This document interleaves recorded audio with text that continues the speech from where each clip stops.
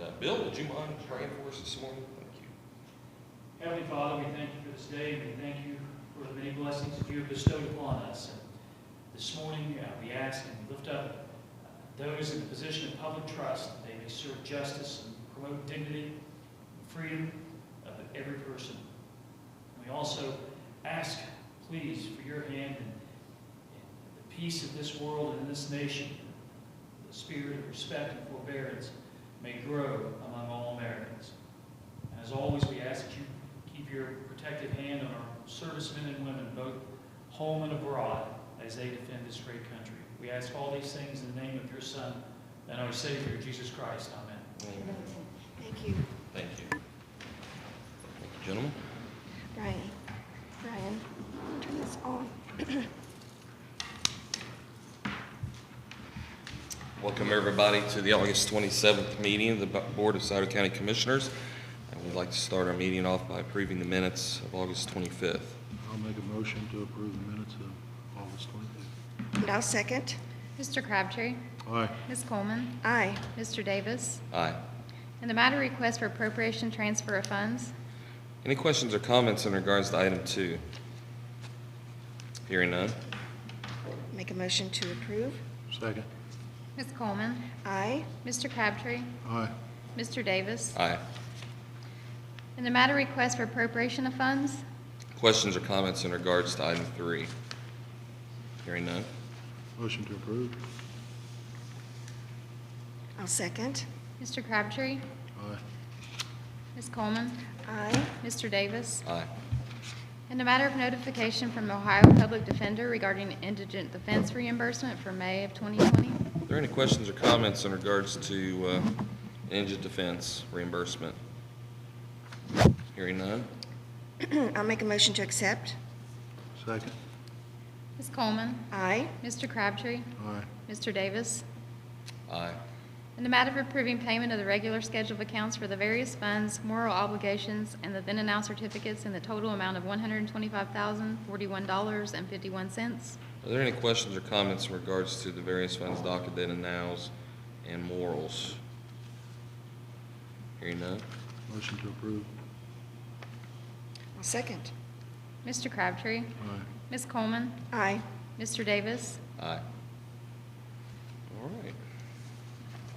Anything in addition you would like to add, Mrs. Coleman? Not at this time, sir. Mr. Crabtree? Nothing at this time. Okay. Gentlemen of the press, items on the agenda. Before, Ryan, the public defender, indigent defense reimbursement, how much for May? The state giveth and the state taketh away. The Ohio Public Defender Indigent Defense Reimbursement, May of 2020, amount submitted $56,181.27, amount rejected $1,425, amount approved $54,756.27.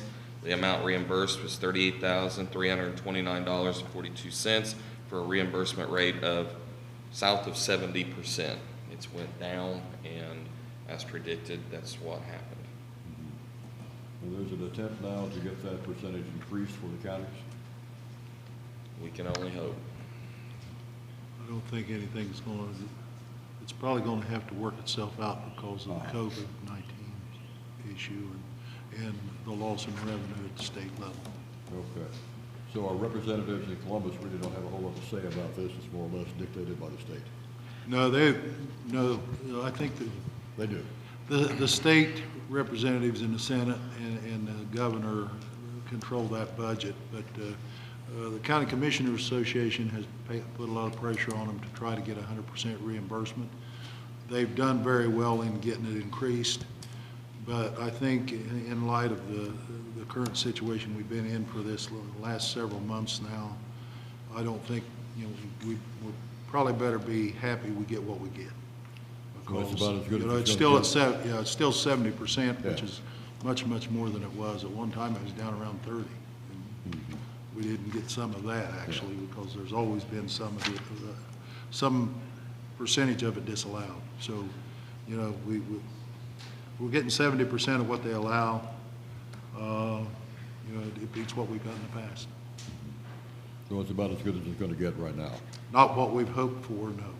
Okay, thank you.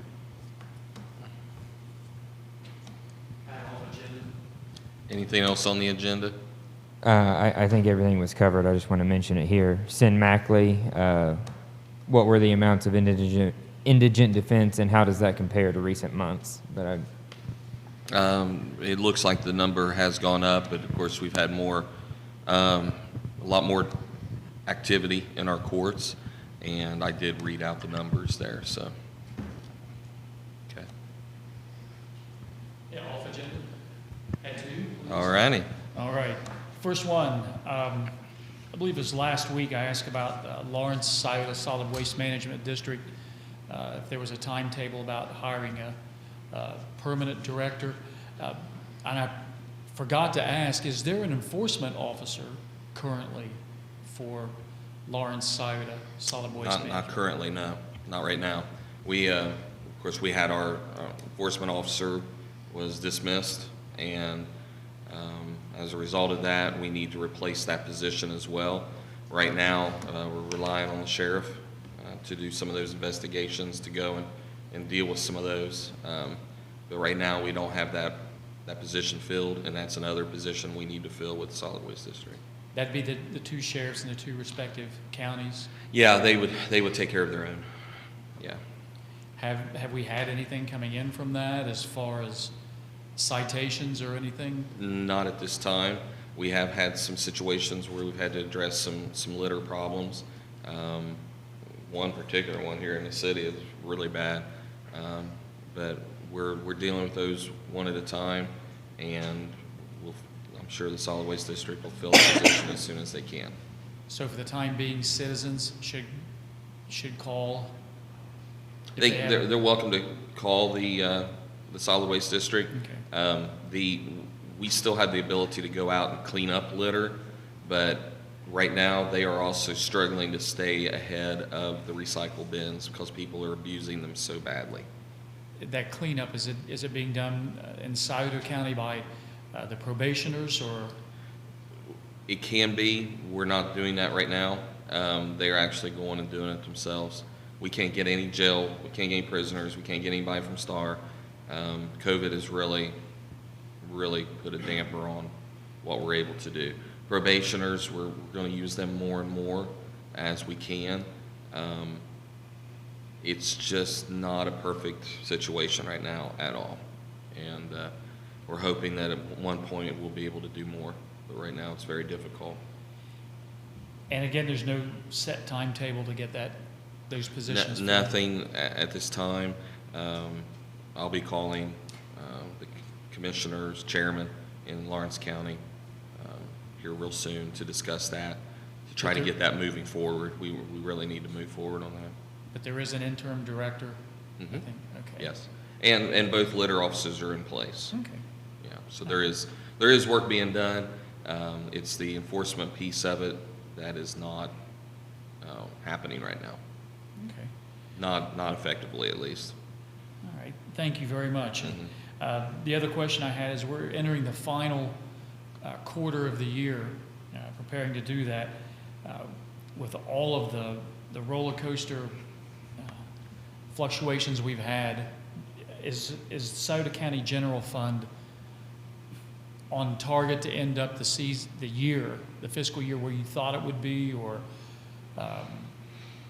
Yeah. are you guys pleased with where it's at? Yeah, I mean, I think, speaking for myself, and of course Mike, Kathy, I'm sure will want to speak on this.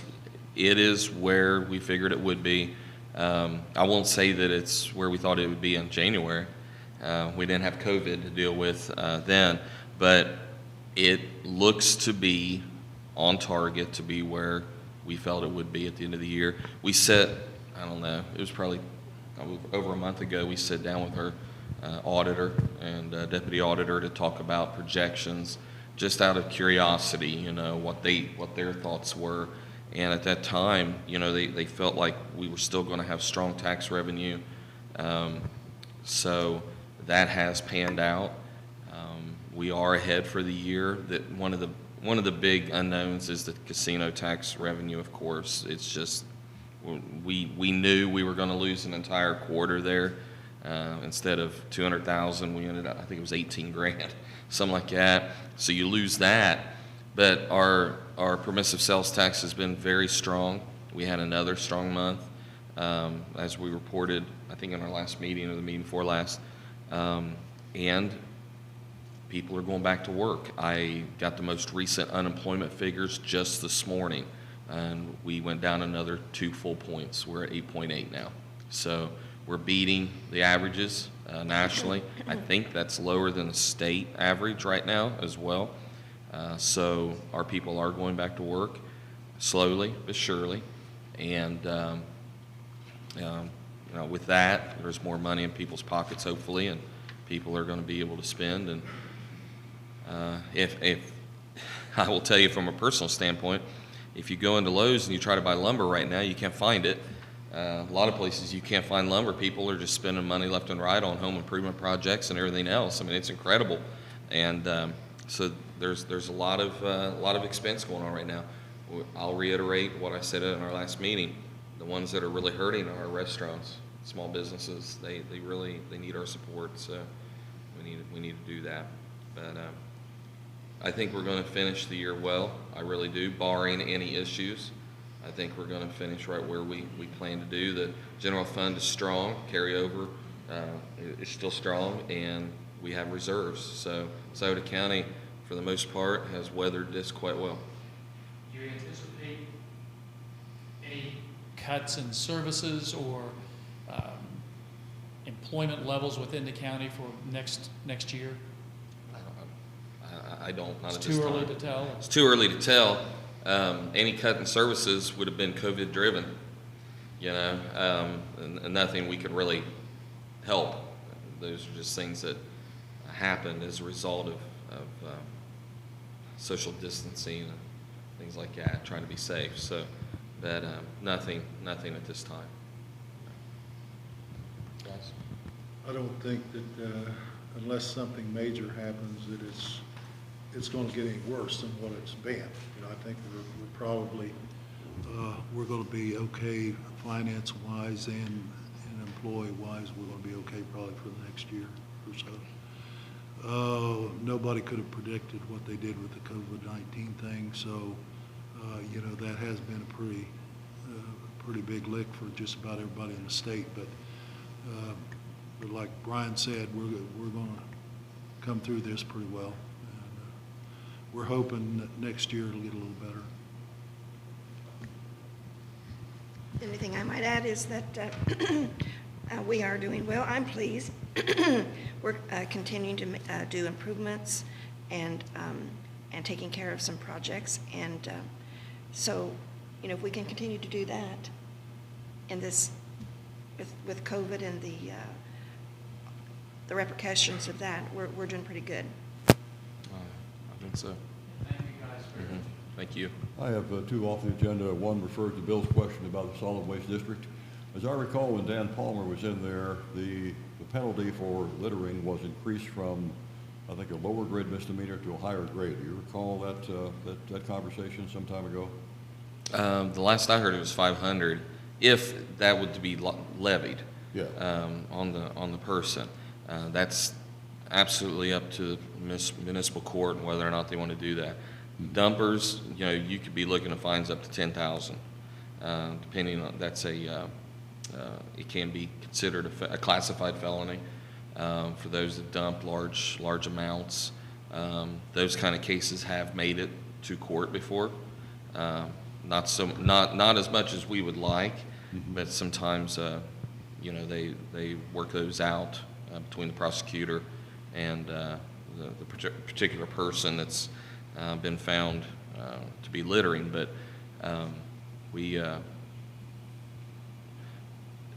we have those cases. Every once in a while, someone, they'll tell them, you got to get this cleaned up. Most of the time, they choose to clean it up. They don't. We give them time. Once that person arrives and once the enforcement officer arrives, says, listen, you got to get this cleaned up. And by the way, it doesn't necessarily have to be our enforcement officer. It can be the sheriff. It can be a deputy. They can do that. Most of the time, they take it serious. We can give them 10 days. I've seen situations on larger dumps where they've given 30. You hate to wait any longer, but in most cases, you've waited a long time already, and to give them 30 days to get it cleaned up, a lot of times they do. Unfortunately, there's people that don't take care of their property at times. And there's other cases where you have individuals that can't afford, and they let it pile up really bad. So in those situations, I've even seen it where the health department has worked with our litter control to come together and do something, to help that person out. So we try to do the best we can, working with the citizens the best we can to try to keep things cleaned up. It's a constant battle, Oh, yeah. Sam. It really is. And the judge does have a remedy in law of jail in extreme cases. Yes, that is extreme, yes, but there has been circumstances that I'm sure that they've, put that stick out there. But our local judges typically don't do that. But that hammer's there just in case. It's there. I mean, you can possibly stand and say, I'm not going to do it. And that's probably not a wise thing to do to one of our municipal court judges. So. I noticed the land bank meeting today at 10:30. Is there anything special that you're going to do on that? We'll be approving a maintenance contract for cutting of grass. If anybody's noticed, we do a really good job of cutting our grass. They cut those about every 2 weeks. With summer winding down, we'll be really glad that the grass will stop growing. We've had a lot of rain, so the grass is very green and it's very full. And what we also have with that maintenance contract, and the board will have to vote on that. We did have 2 interested parties this time. They also keep the lots clear. We have individuals sometimes that dump things on those properties, and they have to go in and clean that up. Just another thing that has to be done, but they do their best to keep those lots cut and clean, and I think that's much appreciated, especially the city. I think they very much appreciate that we keep those, and we try to be good neighbors to the people that are there. And then one of the things we'll be discussing is preparing for the next batch of lot sales. There will be some coming in the fourth quarter of this year. So we'll be preparing for that and be discussing what did transpire as far as the lots that were sold. Our attorney is handling all of that now. So I really can't report on what all happened there until all those sales are final. So those are actual land, real estate transactions that are taking place right now. So I think it's like 30 days to close all that out. So they're working on that, and then I'm hoping our director has an update on the 2 gas stations. We did confirm that a lot of things have been slowed down with EPA. They're working out of their houses and things like that with COVID, but we're trying to move those things forward. We really want to get that done. So it's just We asked about snapshot. the Shawnee State Park property there, the former golf course. Any new developments in that? Haven't heard anything since last time. Okay. So All right. hopefully I'm sure they're still proceeding with their permitting. Okay. That's all I have. Thank you. Okay. All right. Anything, Brian? Yes. From TJ Lynn, who do I need to talk to about getting a no littering sign on Bennett Schoolhouse Road, close to Glades Road? No what? No what sign? No littering. No littering. You can call the solid waste district, who may be able to work that out for you. He can also call the county engineers. That is a county road, so I'm sure he would want to know about that.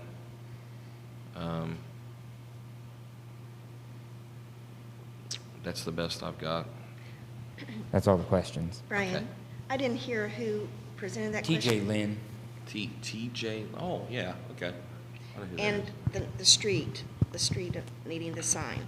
Bennett Schoolhouse Road, out back in Medford. Okay.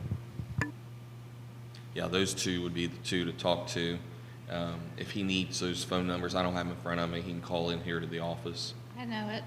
Okay. Solid Waste, 740-532-1231. Boom. County Engineer's Office, 740-259-5541. There you go.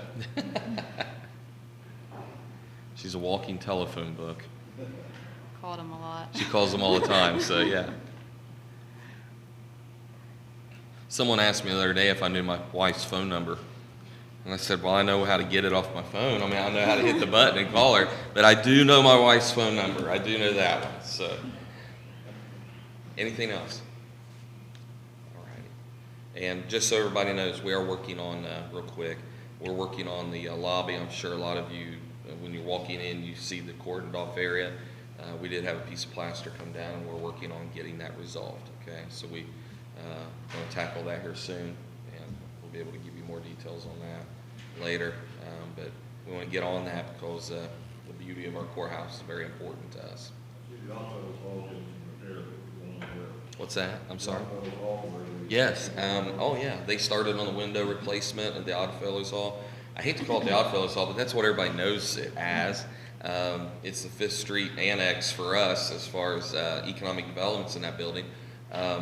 All of the windows are being replaced in that building. We're getting it back to its historical, original form. We went through the what's it called, Design Review Board for the city. I think. Are you on that one, or are you on something else? Okay. Land reutilization. Okay, all right, but we went through the Design Review Board. Dave Stone's on there. I think there's others, and even through COVID, we did that meeting online, and they asked me to present. And the idea is we want to get that building back to its original look. All the windows were made locally, and all the contracts locally. So that's all being done, and as soon as we get that done, they're going to do the front windows too. So we're going to look at the paint. We got to do something there. But the idea is economic development's there now, and as we look for opportunities to add departments, could be county, could be city, or could be state, could be federal, could do that. We slowly, as grant monies become available, and we've really challenged Robert Horton with that, our economic development director, to go find those monies. We're going to remodel as we go, and a lot of people don't realize just how awesome that building is. It's an amazing building, and it was built by amazing people, apparently, because it is something else. On the top floor, there's a large ballroom, and it's just, the potential is huge for the use of that building. So it was an investment we made, and we think that eventually it was definitely going to pay for itself in the long run. And again, that's another situation where we're trying to add to the beauty of Boney Fiddle. We're now, we're neighbors here in Boney Fiddle, and the Design Review Board was like really happy that we came to them and talked about the windows, and a lot of the windows were the same. That type of window is what was already approved in buildings down on 2nd Street. So we're trying to stay true to the period, true to the collar, like even the collar is something that we looked at, because it is also a National Historic Register building. So we had to go that route too. So it's important that we had to look at all of the different issues. But these will be efficient, energy efficient too, windows. So that'll help a lot. Because right now, I don't know if you saw it before, but there was a lot of boarded up windows. It was pretty bad. So we're getting there. Was any of that paid for through PACE or anything? Not this project. This was general fund. We did do it out of general fund, but not expensive at all to do this project. You'd be surprised. I can get you those figures if you want them, but it wasn't bad at all. And we were actually pretty shocked how low it was. So good project, good deal for the county. Vinylcraft made the windows. Cornet is the contractor, and that we did have bids come in on that. All right, thank you. Good. So motion. Motion to adjourn. And I'll second. Mr. Crabtree, Aye. Ms. Coleman, Aye. Mr. Davis, Aye.